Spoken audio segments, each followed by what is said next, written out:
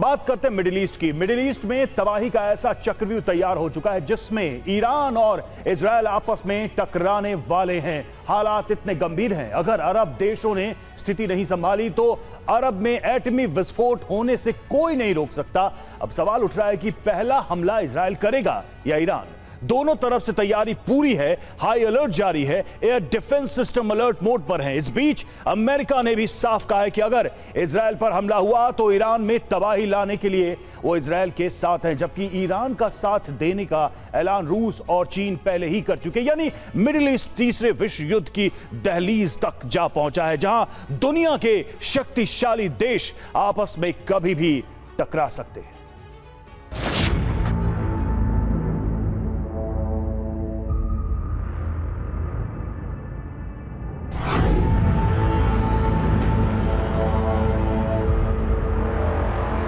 رژیم خبیث اشتباه کرد در این قضیه باید تنبیه بشود و تنبیه خواهد شد.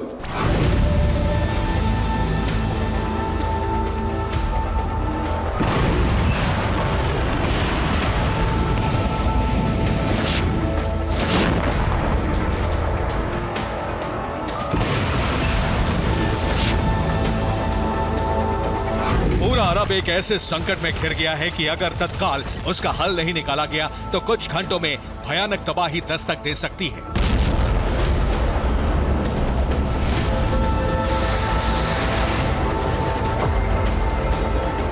और उस तबाही, उस बर्बादी, उस विनाश का नाम है परमाणु युद्ध।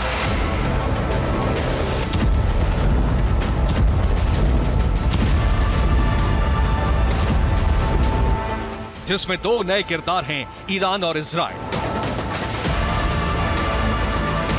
दोनों का टकराव इस हद तक बढ़ चुका है कि दोनों ही देश एक दूसरे के न्यूक्लियर सेंटर पर हमला करने के लिए आमादा हैं।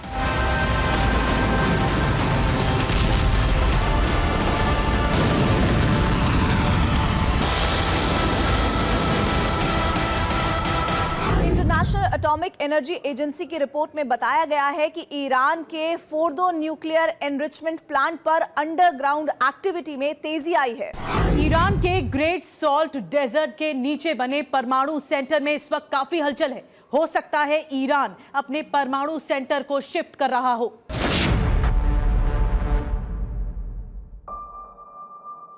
फोर्दो प्लांट की सैटेलाइट इमेज भी सामने आई है, जिसमें IAEA ने दावा किया है कि वहां हालात 2015 से बदल गए हैं।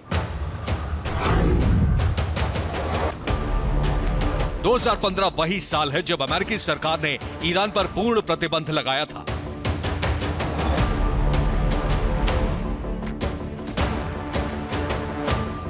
डिजिटल ग्लोब ने इमेज जारी की है, जिसमें साफ तौर पर दिख रहा है अंडरग्राउंड फोर्दो प्लांट में जाने के लिए दो नए रास्ते बनाए गए हैं, टनल 1 और टनल 2। ये दोनों सुरंगें समानांतर फोर्दो की सीक्रेट लैब में खुलती हैं। इसी सीक्रेट लैब में एटम बम पर रिसर्च चल रही है, बल्कि कहा यह भी जा रहा है कि यहीं पर ईरान ने परमाणु बम बनाया है। अभी भी जमीन के कई फीट नीचे दिन रात काम चल रहा है। इसके अलावा फोर्दो में बाहर एक फैसिलिटी सेंटर बनाया गया है, जहां साइंटिस्ट, रिसर्चर, मेडिकल स्टाफ और मजदूरों के रुकने की व्यवस्था है। साथ ही वहां इक्विपमेंट्स भी रखे जाते हैं। एटमी एजेंसी को पक्का भरोसा हो चला है कि ईरान एटम बम बना चुका है, क्योंकि बार बार IAEA के सदस्यों को एटमी साइट पर जाने से ईरान रोकता रहा है। अमेरिका की बातों में दम इसलिए भी लगता है क्योंकि अमेरिका के प्रतिबंध के बावजूद ईरान ने अपने न्यूक्लियर प्रोग्राम बंद नहीं किए। और प्रतिबंध लगे हुए 9 साल से ज्यादा वक्त हो गया। अमेरिका में ओबामा से लेकर ट्रंप और अब बाइडेन की सरकार आ गई, लेकिन ईरान के रुख में बदलाव नहीं आया।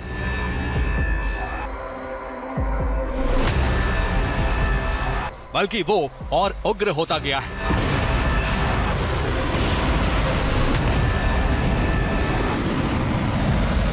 जबकि अब ईरान गाजा में तबाही का बदला इजराइल से लेना चाहता है, इसलिए वो कभी भी हमला कर सकता है।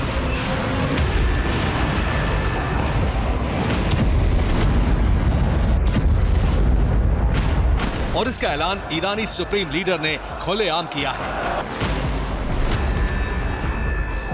ईरान के खतरे को देखते हुए इजरायल ने आयरन डोम की संख्या बढ़ा दी है, बॉर्डर सील कर दिया है, हाई अलर्ट जारी कर दिया गया है।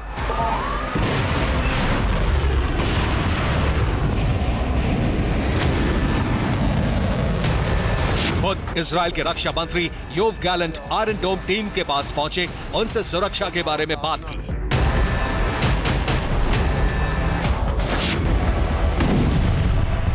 ईरान बेहद गुस्से में है। वो सीरिया में अपने दूतावास पर हुए हमले का बदला लेना चाहता है। फिर चाहे इजराइल हो या फिर अमेरिका, वो कहीं भी हमला कर सकता है। इस धमकी पर अमेरिका की प्रेसिडेंट ने ईरान को ललकारा है।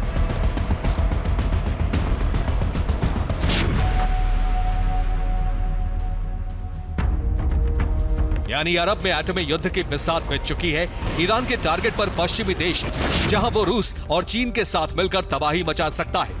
इसके लिए इस्लामिक मुल्कों को भी एकजुट करने की कोशिश है। यानी अगले 48 घंटे मिडिल ईस्ट पर बहुत भारी है।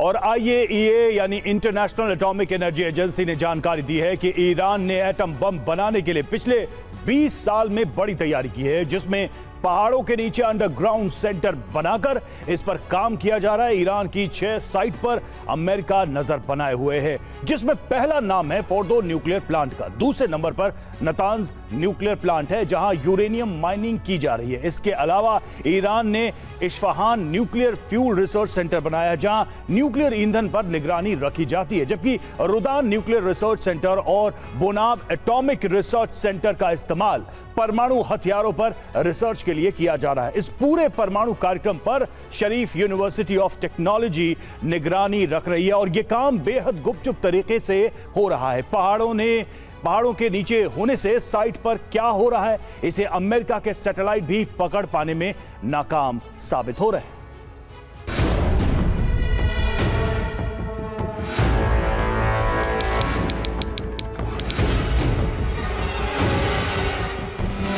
पेंटागन की रिपोर्ट से खुलासा हुआ है कि ईरान लंबे युद्ध की तैयारी कर रहा है,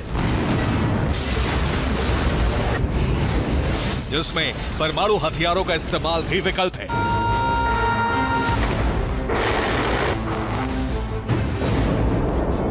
उधर अमेरिका और इजराइल ने पलटवार की तैयारी की है, लेकिन उससे पहले अपने सैन्य ठिकानों की सुरक्षा बढ़ा दी है।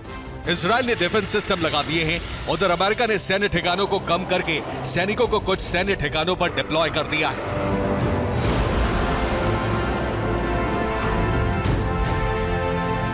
इसके पीछे वजह है कि ईरान ने IRGC चीफ से सभी ईरानी प्रॉक्सी को हमले के लिए तैयार रहने को कहा है। दूसरी तरफ सभी मिसाइल फोर्सेस को स्पेशल अलर्ट पर रखा है। ईरान लगातार दबाव बढ़ा रहा है, जिससे सीज फायर का एक विकल्प खुला रहे। इसके लिए ईरान के विदेश मंत्री ने अरब देशों से बात की है, जिसमें इराक, सऊदी अरब, कतर, UAE और मिस्र शामिल हैं।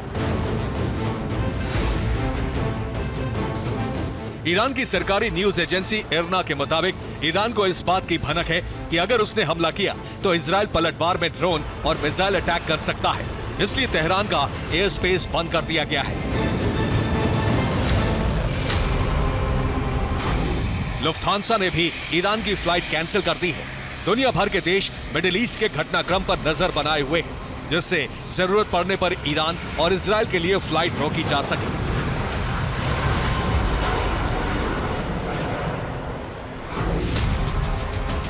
दरअसल अमेरिका ने आशंका जताई है कि इजराइल का हमला निश्चित है, लेकिन कब, इस बारे में कोई खुलासा नहीं है। इसीलिए इजराइल ईरान के हमले से पहले ही प्रीएम्प्टिव स्ट्राइक कर सकता है। इसलिए तेहरान में एयर डिफेंस सिस्टम अलर्ट पर है। हालात बेहद तनावपूर्ण हैं, जिसमें इजराइल ने वॉर काउंसिल की आपात बैठक बुलाई है, जिसमें ईरान को लेकर नई रणनीति बनाई गई। दूसरी तरफ यूएस सेंट्रल कमांड ने अरब में अपनी सभी फोर्सेस को अलर्ट पर रखा है।